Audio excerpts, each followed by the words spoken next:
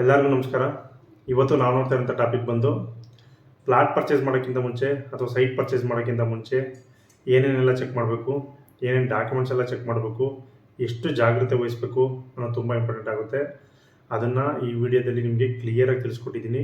ಯಾಕಂದರೆ ಇದು ಕಂಪ್ಲೀಟಾಗಿ ನನ್ನ ಪರ್ಸ್ನಲ್ ಎಕ್ಸ್ಪೀರಿಯೆನ್ಸು ಆ್ಯಂಡ್ ತುಂಬ ಜನದ ಡ್ರೀಮ್ ಇದು. ಒಂದು ಸೈಟ್ ಪರ್ಚೇಸ್ ಮಾಡಬೇಕು, ಅಲ್ಲಿ ಇನ್ವೆಸ್ಟ್ಮೆಂಟ್ ಪರ್ಪಸ್ಗಾಗಲಿ ಅಥವಾ ಮನೆ ಕಟ್ಟೋದಕ್ಕಾಗಲಿ ಅಂತೇಳಿ ಒಂದು ತುಂಬ ಹಣನ ಕೂಡಿಟ್ಟು ಒಂದು ಪ್ಲಾಟ್ ಪರ್ಚೇಸ್ ಮಾಡ್ಬೇಕಂತ ಇರ್ತಾರೆ. ಸೊ ಒಂದು ಸಣ್ಣ ಮಿಸ್ಟೇಕ್ ಕೂಡ ನಿಮ್ಮ ಲಕ್ಷಾಂತರ ರೂಪಾಯಿ ಲಾಸ್ ಮಾಡ್ಬೋದು. ಹಾಗಾಗಿ ಈ ವಿಡಿಯೋನ ಪೂರ್ತಿಯಾಗಿ ನೋಡಿ, ಹಂತವಾಗಿ ನಿಮಗೆ ಕ್ಲಿಯರಾಗಿ ತಿಳಿಸ್ಕೊಟ್ಟಿದ್ದೀನಿ. ಮೊದಲನೇದಾಗಿ ಲೊಕೇಶನ್ನು. ನೀವು ಸೈಟ್ ಎಲ್ಲಿ ತಾಣ್ತಿದ್ದೀರಾ, ಲೊಕೇಶನ್ನು ತುಂಬಾ ಇಂಪಾರ್ಟೆಂಟ್ ಆಗಿರುತ್ತೆ. ಯಾಕಂದರೆ ಲೊಕೇಶನ್ ಇಸ್ ದ ಕಿಂಗ್. ಮೇಯ್ನಾಗಿ ನಿಮ್ಮದು ಲೊಕೇಶನ್ ಚೆನ್ನಾಗಿದ್ರೆ ಸಾಕು, ಫ್ಯೂಚರಲ್ಲಿ ಒಳ್ಳೆ ಡೆವಲಪ್ಮೆಂಟ್ ಆಗುತ್ತೆ.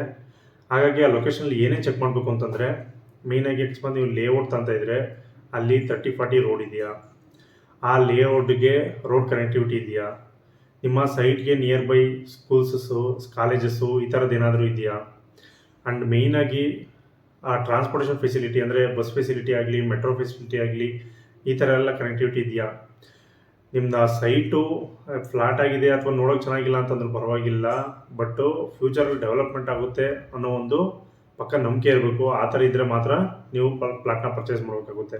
ಲೊಕೇಶನ್ ಅನ್ನೋದು ತುಂಬ ಅಂದರೆ ತುಂಬ ಇಂಪಾರ್ಟೆಂಟ್ ಆಗುತ್ತೆ.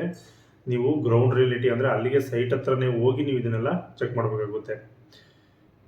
ನೆಕ್ಸ್ಟ್ ನೋಡೋದಾದರೆ ಲ್ಯಾಂಡ್ ಟೈಪ್ನ ಚೆಕ್ ಮಾಡಬೇಕು. ಇದು ತುಂಬ ಅಂದರೆ ತುಂಬ ಇಂಪಾರ್ಟೆಂಟ್ ಆಗಿರುತ್ತೆ. ಅಂದರೆ ಫಾರ್ ಎಕ್ಸಾಂಪಲ್, ನೀವೊಂದು ಸೈಟ್ ಪರ್ಚೇಸ್ ಮಾಡ್ತಿದ್ದೀರಾ ಅಂತಂದರೆ that land should be converted into agriculture ಲ್ಯಾಂಡಿಂದ ರೆಸಿಡೆನ್ಷಿಯಲ್ ಲ್ಯಾಂಡಿಗೆ ಕನ್ವರ್ಟ್ ಆಗಿರಬೇಕು. ಯಾಕಂದರೆ ಅಗ್ರಿಕಲ್ಚರ್ ಲ್ಯಾಂಡಲ್ಲಿ ನೀವು ಆ ಥರ ಮನೆ ಕಟ್ಟೋಕ್ಕಾಗಲ್ಲ. ಅದು ಕೂಡ ನಿಮಗೆ ಇನ್ನೊಂದು ವಿಡಿಯೋದಲ್ಲಿ ತಿಳಿಸ್ಕೊಡ್ತೀನಿ. ಅಕಸ್ಮಾತ್ ನೀವು ಅಗ್ರಿಕಲ್ಚರ್ ಲ್ಯಾಂಡ್ ತಂದಿದ್ದೀರಾ, ಅಲ್ಲಿ ಮನೆ ಕಟ್ಟಬೇಕು ಅಂದರೆ ಎಷ್ಟು ಏರಿಯಾದಲ್ಲಿ ಮನೆ ಕಟ್ಟಬೇಕಾಗುತ್ತೆ, ಎಷ್ಟು ಫ್ಲೋರ್ ಕಟ್ಟಬೇಕಾಗುತ್ತೆ, ಅದನ್ನೆಲ್ಲ ನೆಕ್ಸ್ಟ್ ವಿಡಿಯೋದಲ್ಲಿ ತಿಳಿಸ್ಕೊಡ್ತೀನಿ. ಬಟ್ ನೀವು ಪ್ರಾಪರಾಗಿ ಒಂದು ಲೇಔಟಲ್ಲಿ ಮನೆ ಕಟ್ಟಬೇಕು ಅಥವಾ ನೀವು ಪ್ಲಾಟ್ ತಗೊಬೇಕು ಅಂತ ಯೋಚಿಸ್ತಿದ್ರೆ ಅದು ಅಗ್ರಿಕಲ್ಚರ್ ಲ್ಯಾಂಡಿಂದ ರೆಸಿಡೆನ್ಷಿಯಲ್ ಲ್ಯಾಂಡಿಗೆ ಕನ್ವರ್ಟ್ ಆಗಿರಬೇಕು. ಅಂದರೆ DC ಕನ್ವರ್ಷನ್ ಆಗಿರಬೇಕು. ಆವಾಗ ಮಾತ್ರ ನೀವು ಲ್ಯಾಂಡ್ ಪರ್ಚೇಸ್ ಮಾಡೋಕ್ಕೆ ಸಾಧ್ಯ. ನೆಕ್ಸ್ಟು ಮೂರನೇದು ನೋಡೋದಾದರೆ ಲೇಔಟ್ ಅಪ್ರೂವಲ್ ಇದೆಯಾ. ಇದು ಕೂಡ ತುಂಬಾ ಇಂಪಾರ್ಟೆಂಟ್ ಆಗುತ್ತೆ. ಅಕಸ್ಮಾತ್ ನೀವು ಬ್ಯಾಂಗ್ಳೂರಲ್ಲಿದ್ದರೆ BDA ಅಪ್ರೂವಲ್, BBMP ಅಪ್ರೂವಲ್ ಈ ಥರ ಎಲ್ಲ ಇರುತ್ತೆ. ಅಥವಾ ಔಟ್ ಆಫ್ ಬ್ಯಾಂಗ್ಳೂರ್ ಇದ್ದರೆ ನಿಮಗೆ DTCP ಅಪ್ರೂವಲ್ ಅಥವಾ ಅಟ್ಲೀಸ್ಟ್ ಗ್ರಾಮ ಪಂಚಾಯತಿ ಅಪ್ರೂವಲ್ ಆದರೂ ಇರಲೇಬೇಕಾಗುತ್ತೆ. ಅದಿಲ್ಲ ಅಂದರೆ ದಯವಿಟ್ಟು ನೀವು ಯಾರು ಆ ಪ್ಲಾಟ್ನ ಪರ್ಚೇಸ್ ಮಾಡೋಕ್ಕೆ ಹೋಗ್ಬೇಡಿ. ಮುಂದೆ ಆ ಲೋನ್ ವಿಷಯದಲ್ಲಾಗಿರ್ಬೋದು ಅಥವಾ ಮನೆ ಕಟ್ಟಬೇಕಾದ್ರೆ ಲೇಔಟ್ ಇದು ಪ್ಲಾನ್ ಅಪ್ರೂವಲ್ಗಾಗಿರ್ಬೋದು ತುಂಬಾ ಪ್ರಾಬ್ಲಮ್ ಆಗುತ್ತೆ. ಹಾಗಾಗಿ ಲೇಔಟ್ ಅಪ್ರೂವಲ್ ಇದ್ದರೆ ಮಾತ್ರ ನೀವು ಪ್ಲಾಟ್ನ ಪರ್ಚೇಸ್ ಮಾಡಬೇಕಾಗುತ್ತೆ. ನೆಕ್ಸ್ಟ್ ನೋಡೋದಾದರೆ documents verification check list. Documents verification ಅದು ತುಂಬ ಅಂದರೆ ತುಂಬ ಇಂಪಾರ್ಟೆಂಟ್ ಆಗಿರುತ್ತೆ. ಏನೇನು ಡಾಕ್ಯುಮೆಂಟ್ ಚೆಕ್ ಮಾಡಬೇಕು ಅಂತ ನಾನು ಹೇಳ್ಕೊಡ್ತೀನಿ ನೋಡಿ. ಮೊದಲನೇದಾಗಿ ಮದರ್ ಡೀಡ್ ಏನಕ್ಕಪ್ಪ ಚೆಕ್ ಮಾಡಬೇಕು ಅಂತಂದರೆ, ಯಾರಿಂದ ಯಾರಿಗೆ ಯಾವಾಗ ಆ ಲ್ಯಾಂಡು ಅಥವಾ ಸೈಟು ಟ್ರಾನ್ಸ್ಫರ್ ಆಗಿದೆ ಅಂತ ಚೆಕ್ ಮಾಡಬೇಕಾಗುತ್ತೆ. ಹಾಗಾಗಿ ನೀವು ಮಿನಿಮಮ್ 20 ವರ್ಷದಿಂದ 25 ವರ್ಷ ಆದರೂ ನೀವು ರೆಕಾರ್ಡ್ ತರಿಸ್ಬೇಕಾಗುತ್ತೆ. ನೆಕ್ಸ್ಟ್ ನೋಡೋದಾದರೆ ಸೇಲ್ ಡೀಡ್ ಏನಪ್ಪ ಚೆಕ್ ಮಾಡಬೇಕು ಅಂತಂದರೆ, ಸೇಲ್ ಡೀಡಲ್ಲಿ ಕರೆಂಟ್ ಓನರ್ ಯಾರಿರ್ತಾನಲ್ಲ ಅವ್ರದ್ದು ಹೆಸರು ಮೆನ್ಷನ್ ಆಗಿರಲೇಬೇಕು. ನೆಕ್ಸ್ಟು ಆ ಸೇಲ್ ಡೀಡು ನಿಮ್ಮ ಹೆಸರಿಗಾಗುತ್ತೆ. ಹಾಗಾಗಿ ಸೇಲ್ ಡೀಡ್ ಚೆಕ್ ಮಾಡೋದು ತುಂಬಾ ಅತ್ಯವಶ್ಯಕ ಆಗಿರುತ್ತೆ. ನೆಕ್ಸ್ಟ್ ನೋಡೋದಾದರೆ EC ಎನ್ಕಂಬರೆನ್ಸ್ ಸರ್ಟಿಫಿಕೇಟ್. ಇದು ಕೂಡ ನೀವು 30 ಇಯರ್ಸ್ ಮಿನಿಮಮ್ 30 ಇಯರ್ಸ್ ನೀವು ECನ ತೆಗೆಸ್ಬೇಕಾಗುತ್ತೆ. ನೀವು EC ತೆಗೆಸ್ದಾಗಲೇ ಗೊತ್ತಾಗೋದು ಆ ಲೇಔಟ್ ಮೇಲ್ಗಡೆ ಅಥವಾ ಪ್ಲಾಟ್ ಮೇಲ್ಗಡೆ ಏನಾದರೂ ಅಲಿಗೇಷನ್ ಇದೆಯಾ, ಏನಾದರೂ ಕೇಸಸ್ ಇದೆಯಾ, ಅಥವಾ ಏನಾದರೂ ಫ್ರಾಡ್ ಮಾಡ್ತಿದ್ದೀರಾ ಅಂತ ಗೊತ್ತಾಗದೆ ನಿಮಗೆ EC ನೋಡಿದಾಗ. ನೆಕ್ಸ್ಟು ನೋಡೋದ್ರೆ ಮೇಯ್ನಾಗಿ ಖಾತಾ. ನೀವು ತಾಂತಿರೋಂಥ ಪ್ಲಾಟು A ಖಾತಾನ ಅಥವಾ B ಖಾತಾನ ಅಂತ ಚೆಕ್ ಮಾಡಬೇಕಾಗುತ್ತೆ. ನಾನು A ಖಾತಾ, B ಖಾತಾ, ಈ ಖಾತದ್ದು ಮತ್ತು ಇನ್ನೊಂದು ಡಿಟೇಲಾಗಿ ವಿಡಿಯೋ ಮಾಡ್ತೀನಿ. ಅದ್ರ ಬಗ್ಗೆ ಕಂಪ್ಲೀಟಾಗಿ ಎಕ್ಸ್ಪ್ಲೇನ್ ಮಾಡ್ತೀನಿ. A ಖಾತಾ ಅಂತಂದರೆ ಏನಪ್ಪ ಅಂತಂದರೆ, A ಖಾತಾದಲ್ಲಿ ಆ್ಯಸ್ ಪರ್ ಗೌರ್ಮೆಂಟ್ ರೂಲ್ಸು ಕಂಪ್ಲೀಟಾಗಿ ಡೆವಲಪ್ಮೆಂಟ್ ಆಗಿರುತ್ತೆ. ಅದು A ಖಾತಾದಲ್ಲಿ ಪ್ಲಾಟ್ ತಂದರೆ ನಿಮಗೆ ಮುಂದೆ ಫ್ಯೂಚರಲ್ಲಿ ಯಾವುದೇ ಪ್ರಾಬ್ಲಮ್ ಬರೋದಿಲ್ಲ. ಅದೇ B ಖಾತಾ ಅಂತಂದರೆ ಅದೊಂಥರ ರೆವಿನ್ಯೂ ಸೈಟ್ಗಳಾಗಿರುತ್ತೆ. ಮುಂದೆ ಫ್ಯೂಚರಲ್ಲಿ ಪ್ರಾಬ್ಲಮ್ಸ್ ಬರೋದು. ಯಾಕಂದರೆ ಅದಕ್ಕೆ ಎಕ್ಸಾಕ್ಟಾಗಿ ಏನು ಅಪ್ರೂವಲ್ ಇರಲ್ಲ, ಆ್ಯಸ್ ಪರ್ ಗೌರ್ಮೆಂಟ್ ರೂಲ್ಸ್ ಏನು ಫಾಲೋ ಮಾಡಿರಲ್ಲ. ಅದ್ರ ಬಗ್ಗೆ ನಿಮಗೆ ನೆಕ್ಸ್ಟ್ ವಿಡಿಯೋದಲ್ಲಿ ತಿಳಿಸ್ಕೊಡ್ತೀನಿ. ನೆಕ್ಸ್ಟ್ ಡಾಕ್ಯುಮೆಂಟ್ ನೋಡೋದಾದರೆ ಟ್ಯಾಕ್ಸ್ ಪೇಯ್ಡ್ ರಿಸಿಪ್ಟು. ಇಷ್ಟು ವರ್ಷ ಅವ್ರು ಏನು ಟ್ಯಾಕ್ಸ್ ಪೇಯ್ಡ್ ಮಾಡ್ಕೊಂಡಿರ್ತಾರೋ ಅದ್ರ ರಿಸಿಪ್ಟ್ನ ಕೇಳಿ, ನೀವು ಯಾರ ಹತ್ರ ಪ್ಲಾಟ್ ಪರ್ಚೇಸ್ ಮಾಡ್ತಿದ್ದೀರೋ ಅವ್ರ ಹತ್ರ. ನೆಕ್ಸ್ಟು ನಾನು ಹೇಳ್ದಂಗೆ ಲೇಔಟ್ ಪ್ಲಾನ್ ಅಪ್ರೂವಲ್ ಅವ್ರ ಹತ್ರ ಇಸ್ಕೊಳ್ಳೋದು ಮರಿಬೇಡಿ. ಓಕೆ, ಇದೆಲ್ಲದಕ್ಕಿಂತ ಹೆಚ್ಚಾಗಿ ನೀವು ಗ್ರೌಂಡ್ ರಿಯಾಲಿಟಿನ ಚೆಕ್ ಮಾಡಬೇಕಾಗುತ್ತೆ. ಅಂದರೆ ಅಕಸ್ಮಾತ್ ಅಲ್ಲಿ ಮುಂಚೆ ಏನಾದರೂ ಲೇಕ್ ಇತ್ತಾ, ಮೇಲ್ಗಡೆ ಏನಾದರೂ ಹೈ ಟೆನ್ಷನ್ ವೈರ್ ಏನಾದರೂ ಹೋಗ್ತಿದೆಯಾ, ಈ ಥರ ಪ್ರತಿಯೊಂದೂ ನೀವು ಚೆಕ್ ಮಾಡಬೇಕಾಗುತ್ತೆ. ಇದು ಚೆಕ್ ಮಾಡ್ದಲೇ ಯಾವುದೇ ರೀತಿ ಯಾರ ಮಾತು ಕೇಳಿ ನೀವು ಅಡ್ವಾನ್ಸು ಕೊಡ್ಬೇಡಿ, ಪ್ಲಾಟ್ ಕೂಡ ಪರ್ಚೇಸ್ ಮಾಡಿಬಿಡಿ. ಆ್ಯಂಡ್ ಇದೆಲ್ಲ ಆದಮೇಲೆ ನೀವು ನಿಮ್ಮ ಓನರ್ ಹತ್ರ ಅಥವಾ ನೀವು ಯಾರ ಹತ್ರ ಪರ್ಚೇಸ್ ಮಾಡ್ತಿದ್ದೀರೋ ಅವ್ರ ಹತ್ರ ಕಂಪ್ಲೀಟಾಗಿ ಡಾಕ್ಯುಮೆಂಟ್ಸ್ನೆಲ್ಲ ತಗೊಂಡು, ನೀವು ಪರ್ಸ್ನಲ್ ಲಾಯರ್ ಯಾರಾದರೂ ಇದ್ದರೆ ಅವ್ರ ಕೈ ಕೊಟ್ಟು ಚೆಕ್ ಮಾಡಿಸೋದು ತುಂಬ ಅಂದರೆ ತುಂಬ ಇಂಪಾರ್ಟೆಂಟ್ ಆಗಿರುತ್ತೆ. ಅದೆಲ್ಲ ಸರಿ ಇದೆ ಅಂತ ಅಂದಮೇಲೆ ನೀವು ಮುಂದೆ ಪ್ರೊಸೆಸ್ ಮಾಡೋದು ತುಂಬಾ ಒಳ್ಳೆಯದು. ನೆಕ್ಸ್ಟ್ ನೋಡೋದಾದರೆ ಬ್ಯಾಂಕ್ ಲೋನ್ ಅಪ್ರೂವಲ್ಸ್.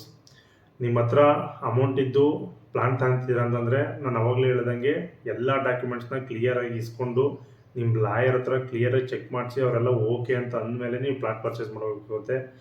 ತುಂಬ ಜನ ಆ್ಯಕ್ಚುಲಿ ಬ್ಯಾಂಕ್ ಲೋನ್ ಪ್ರಕಾರನೇ ಹೋಗ್ತಾರೆ.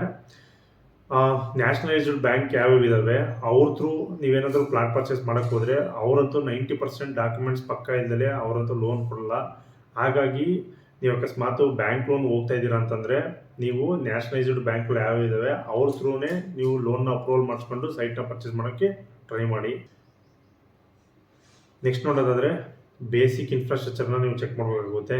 ಅಂತಂದರೆ 30 ಫೀಟ್ ಅಥವಾ 40 ಫೀಟ್ ರೋಡ್ ಇದೆಯಾ, ಡ್ರೈನೇಜ್ ಇದೆಯಾ, ಎಲೆಕ್ಟ್ರಿಸಿಟಿ ಇದೆಯಾ, ವಾಟರ್ ರಿಸೋರ್ಸ್ ಇದೆಯಾ, ಆ್ಯಂಡು ಆ್ಯಸ್ ಪರ್ ಗೌರ್ಮೆಂಟ್ ನಾರ್ಮ್ಸು ಪಾರ್ಕಿಗೆಲ್ಲ ಜಾಗ ಬಿಟ್ಟಿದ್ದಾರಾ ಅಥವಾ ಪಾರ್ಕ್ ಮಾಡಿದಾರಾ, ಈ ಥರದ್ದೆಲ್ಲ ನೀವು ಚೆಕ್ ಮಾಡಬೇಕಾಗುತ್ತೆ ಮೇಯ್ನಾಗಿ. ಆಮೇಲೆ ಎಸ್ ಟಿ ಪಿ ಇದೆಯಾ, ಈ ಥರ ಪ್ರತಿಯೊಂದು ನೀವು ಚೆಕ್ ಮಾಡಬೇಕಾಗುತ್ತೆ.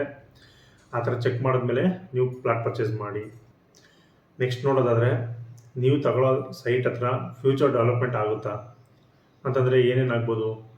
ಮೇಯ್ನಾಗಿ ಏನಾದರೂ ಮೆಟ್ರೋ ಲೈನ್ ಬರ್ತಿದೆಯಾ ಅಲ್ಲಿ, ಅಥವಾ IT ಕಂಪ್ನೀಸ್ ಏನಾದರೂ ಫ್ಯೂಚರಲ್ಲಿ ಬರ್ತಿದೆಯಾ, ಅಥವಾ ಇಂಡಸ್ಟ್ರೀಸ್ ಏನಾದರೂ ಡೆವಲಪ್ಮೆಂಟ್ ಆಗ್ತಿದೆಯಾ, ಸ್ಕೂಲ್ಸು ಕಾಲೇಜಸ್ಸು ಆ ಥರ ಏನಾದ್ರು ಬರ್ತಿದೆಯಾ. ಈ ಥರ ಏನಾದರೂ ಫ್ಯೂಚರ್ ಡೆವಲಪ್ಮೆಂಟ್ ಸೈನ್ಸ್ ಇದ್ದರೆ ನಿಮ್ಮ ಸೈಟು ಮುಂದಿನ ಕೆಲವು ವರ್ಷಗಳಲ್ಲಿ ಒಳ್ಳೆಯ ರಿಟರ್ನ್ಸ್ ಕೊಡೋದ್ರಲ್ಲಿ ಯಾವುದೇ ಡೌಟ್ ಇಲ್ಲ. ಆ ಥರ ನೋಡಿ ನೀವು ಸೈಟ್ ತಗೊಳ್ಳೋದು ತುಂಬಾ ಒಳ್ಳೆಯದಾಗಿರುತ್ತೆ. ನೆಕ್ಸ್ಟು ಜನಗಳು ಕಾಮನ್ ಮಿಸ್ಟೇಕ್ಸ್ ಏನೇನು ಮಾಡ್ತಾರೆ ಅಂತಂದರೆ, ಸುಮ್ಮನೆ ಬ್ರೋಕರ್ ಮಾತು ಕೇಳ್ಬಿಟ್ಟು ಅವ್ರು ಏನೇನೋ ಹೇಳಿ ನಮ್ದು ಅಲ್ಲಿ ಬರುತ್ತೆ, ಮುಂದೆ ಇಲ್ಲಿ ಬರುತ್ತೆ, ಆ ಥರ ಬರುತ್ತೆ, ಈ ಥರ ಡೆವಲಪ್ಮೆಂಟ್ ಆಗುತ್ತೆ ಅಂತ ಎಲ್ಲ ನಿಮ್ಮ ಬ್ರೈನ್ ವಾಶ್ ಮಾಡಿ ಅವ್ರ ಮಾತಿಗೆ ಮರಳಾಗಿ ನೀವು ಸೈಟ್ ತಗೊಳ್ಳೋದು ಬೇಡ.